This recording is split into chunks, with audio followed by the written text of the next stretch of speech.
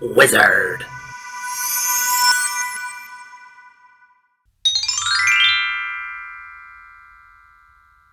Hi, I'm Everett Abrams, the Wizard of Wood, and today I want to talk to you about something that's real world. We get a lot of calls lately about this, but it's that time of year, and contractors and even homeowners have a hard time with this one. They go out and the wood has been left to gray out, or it's gotten gray, kind of like what we have on our training deck where it's grayed here. And we're on our training deck so I can show you exactly and talk to you about what we see in the real world and what happens. So don't assume because gray wood that it is there's nothing on it and it just has to be restored or cleaned, pressure washed with a good deck cleaner or something like that, or soft washed. So what we do is something called a splash test. And the splash test you should do anytime you're going to recoat the wood, because one of the things that we're looking to eliminate when we stain or seal wood is barriers. We want to make sure there's no barriers.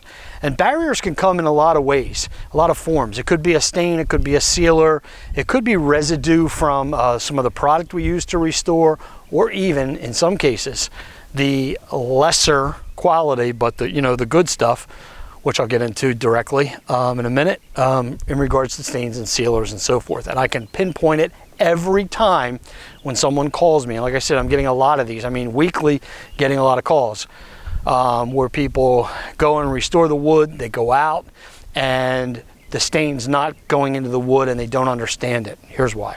First of all, we're going to do what we call a splash test. And the splash test, you can take the garden hose, take some water, pour some water in it, take a cup, just like this, and you're just going to pour it on the wood. And when you pour it on something that's been stained, you can see how it kind of beads here on the end. And that's what happens when you put water on the stain. It beads up. It's supposed to bead up a little, and it holds up to the top.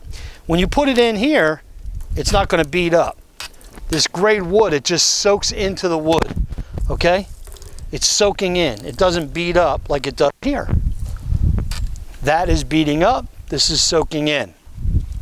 So what happens here is where it soaks in, all we need to do is do a cleaning of the deck. We separate that from stripping. Cleaning means we're going to use one of the type of products that is just meant to remove mold, mildew, and some loose wood fibers. Whereas stripping, we're trying to remove a coating or a barrier. The point is, if it soaks in, it's just a clean.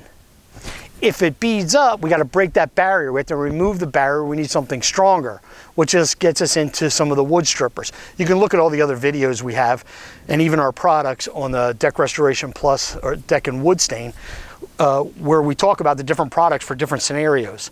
But don't assume because something's gray that it's always going to soak in. And that's where a lot of contractors and a lot of people make mistakes. Don't you be the one to make that mistake. That's why you're watching the video and following the Wizard of Wood. Because every once in a while, you'll get one that's a cheaper product or a product that's not as good. It could be very popular. Thompson's. Sorry, Thompson's, but I know you have great marketing.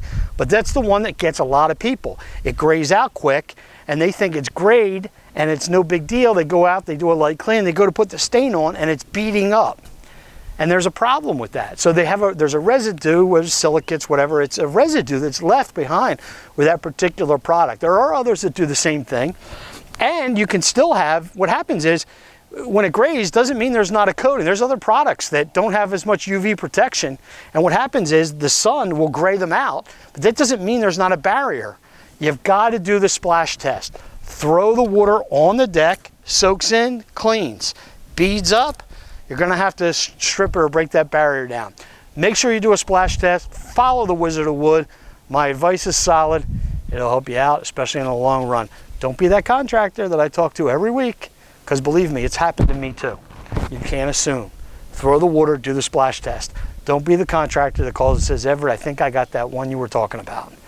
All right, so watch this video and hopefully it helps you on your next deck that you run into. So I'm Everett Abrams, the Wizard of Wood. Thank you for watching the video. Don't forget to subscribe to the channel. Leave some comments below. If you have any questions, ask away.